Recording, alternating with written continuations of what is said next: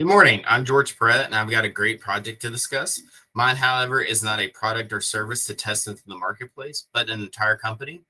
To be more precise, I would like to pitch to you an iconic brand in the industry with over 100 years of customer success and unparalleled loyalty in the landscaping business. My product is Ferris Mowers. Right now, you're probably asking yourself, but George, isn't Ferris already in the marketplace? Yes, they are. Ferris was acquired in 2004 by Briggs& Stratton as part of their end user campaign of products that actually touch the end user. Briggs likewise was an iconic brand in the small engine manufacturing market that overextended itself, acquiring product to align their company with the ever-changing marketplace. Unfortunately, Briggs and Stratton was saddled with too much 20th century overhead and eventually went bankrupt in 2019 before being acquired by my former employer, a private equity group. Things were going along well, utilizing many of the tools learned in my LSU courses, such as Agile, Six Sigma, market data management, and others. My education developed alongside our customers' our company's development plan, sort of a just-in-time education implementation program. However, in 2022, Briggs & Stratton could no longer afford to manage multiple product lines as a private company. So we analyzed the markets in our products and decided to focus solely on small engine manufacturing, limiting our customer base to engines only. Therefore, all of our ownership and direction facing the customers went out the window as we pivoted to immediate market strategy focusing on the mower manufacturers. Unfortunately, one of those brands was on the chopping block to be closed. My team was able to convince the leadership that we had a diamond in the coal in Ferris Mowers. So we were able to redirect our market penetration efforts to identify if there was indeed a future for Ferris. So following a year of customer research and financial maneuvering, Ferris was in a good place. The equity partners, however, were not. As the overall market fell due to supply chain issues, inflation, and labor transitioning, Ferris could no longer play in our sandbox and had to go. The materials we compiled on the market for Ferris told a story of a very loyal and marketable brand, which encouraged the ownership team to allow a year for us to seek a buyer. So the presentation is based on that pitch to show Ferris as a brand that has potential to compete and win in the commercial landscaping market. So let's begin. Just give me a moment to share my screen here.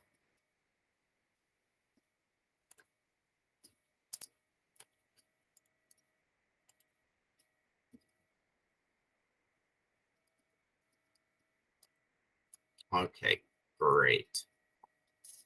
So my presentation is titled Save Ferris. Thanks to the 1986 movie Ferris Bueller's Day Off, there's lots of artwork available. Since we own the trademark, why not put a little synergy into the material? So here's our big idea: save the company and create value for our equity partners whilst giving the customers what they want the most, a fast, productive mower.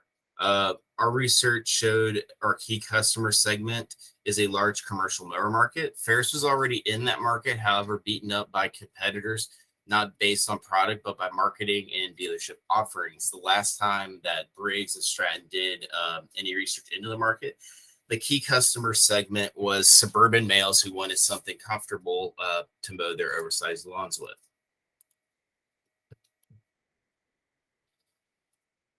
So our 2020 research concluded, in fact, it is the commercial market best suited for our equipment and for the people that are usually landscapers. They wanted a mower that was easy to operate, maintain, and was fast. Our customer profile landed on those drivers with an impactful twist. The emotional profile wanted a mower that was environmentally friendly, which in this case was electric, which is in opposition to Briggs & Stratton's plan of manufacturing gasoline engines. So when all the data was compiled, the profile was based on functionality, just mow the yard quickly, social, be professional to our customers and their clients, and emotional was to innovate and highlight energy efficiencies. So Ferris aligned nicely with all those segments with some only minor tweaking. Additionally, we only had some key financial drivers to highlight.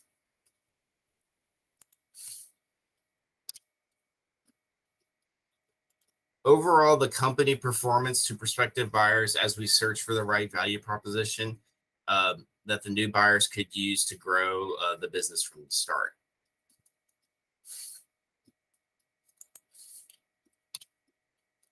Okay. So here we established and utilized Strategizer Canvas to plug in the customer segments to the heavy to ultimately populate the value map. Thankfully, we had an existing customer base and channels to work with, so accumulating data was really not the issue. Jobs, pains, and gains were evident and easily identified by the end users, although some of the pain points from the end users overlapped with the prospective buyers, such as labor shortages and unreliable equipment. We were able to address most of those issues from all parties in the value proposition. In short, the customers kept to their original functional, social, and emotional profile. Just be quick, quiet, professional, and most importantly, safe.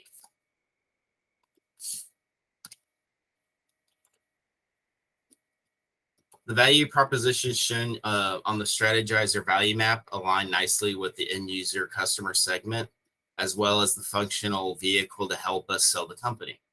Here, customers wanted productivity due to extremely high turnover of labor, as well as generating more return on their Ferris investment faster. So we aligned a new moving productivity calculator that you can find on our website, ferrismotors.com, whereby the buyer can input key metrics such as average speed, hours worked, and charge for services to get a projected productivity increase as well as revenue.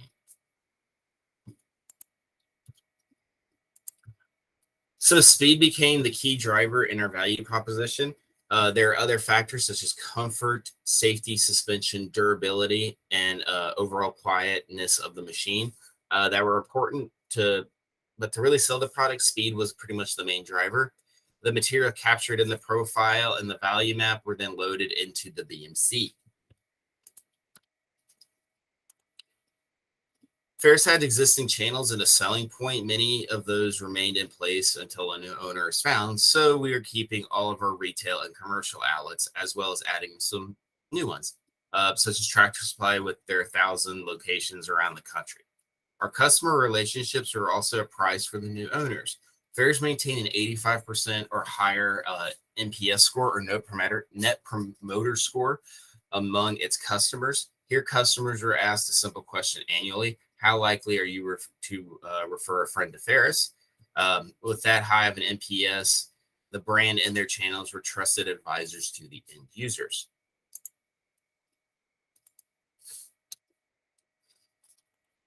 So although not on the BMC or business model profile, as shown here, outlines our key customers and their drivers towards growth. Here are a list of all of our customer channels, identify their likes, dislikes, and mimic that profile throughout the existing customers until ultimately expanding to new similar customers. For example, one of our key customers is Kinder Morgan, but I'll cover that when we get to key partnerships. So utilizing the BMC led us to some new revenue streams. We knew that we had a market for equipment and parts under Briggs, but we didn't finance any of our own equipment. So our dealers could pretty much send customers off to banks, credit unions, and other financial institutions as they liked.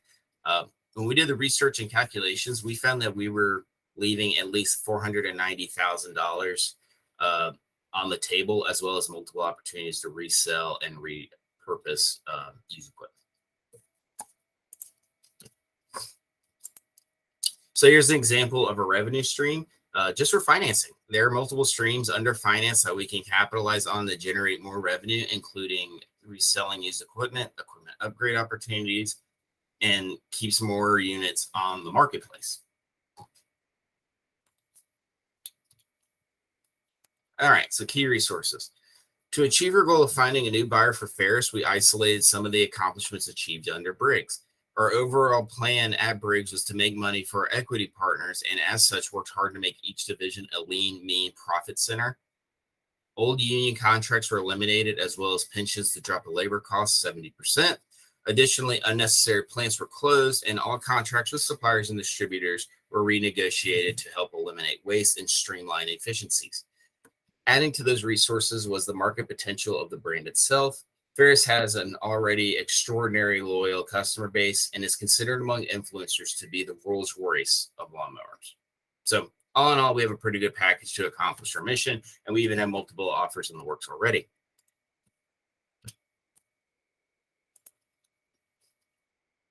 So to attract the new customers, it makes Ferris successful for our new owners. What are some key activities we need to accomplish? Well, from our perspective, those activities fall under three teams: network design, new sales processes, and the poster child model, which will be done using our marketing and sales teams. Network is all about bringing the company in line with the needs and wants of the consumer, something in which Briggs never really got correct by relying solely on dealers to be the voice of the customer. Sales processes are tasked with streamlining the relationship between Ferris and the people who actually buy the product. Finally, the poster child model is our effort to mimic our success to grow the brand and utilize some of our key partnerships.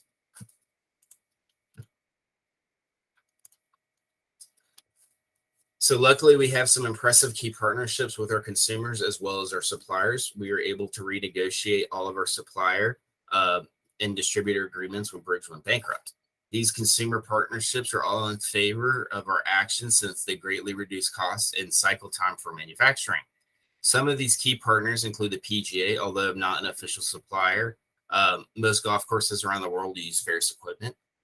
Another key customer is the industrial sector. For example, Kinder Morgan, which we have a good agreement with to provide them and their contractors with Ferris equipment to manage thousands of miles of pipelines and pipeline right-of-ways. So this poster child model is looking deeply into that relationship in an effort to parrot this business to other pipeline management and pipeline companies.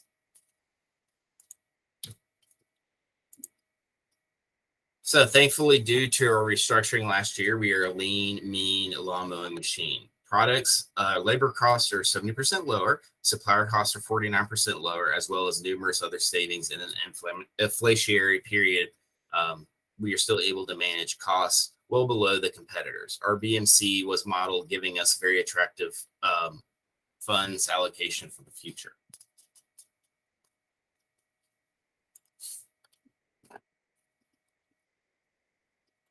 So additionally, these costs are reflected in the targeted prices for the new buyer. These key drivers allow us to meet our expectations to our key equity partners of finding a new buyer for a specific multiplier. Our pricing to the market is very attractive with many initial partners upping our asking price.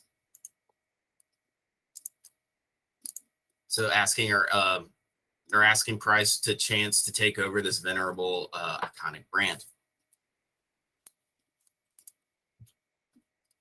So as I mentioned earlier, this course, as well as the previous marketing course, was invaluable to me and my company as we rolled out our new plans. Many of them used for the BMC were taken from the previous use of the strategizer in an earlier class. This class brought in close the form of a finished business plan to be used in the marketplace. However, the most important lesson that I found in this course is the need to format things in a way that you can kind of tell a story. The market is no longer simply interested in financial drivers. They need to know the functional, social, and environmental impact of the company for long-term sustainability. Thank you for your time and attention today. This is my last class at LSU, and I'm very well prepared to lead in my future endeavors, and I'm excited to see what the future brings. So thank you.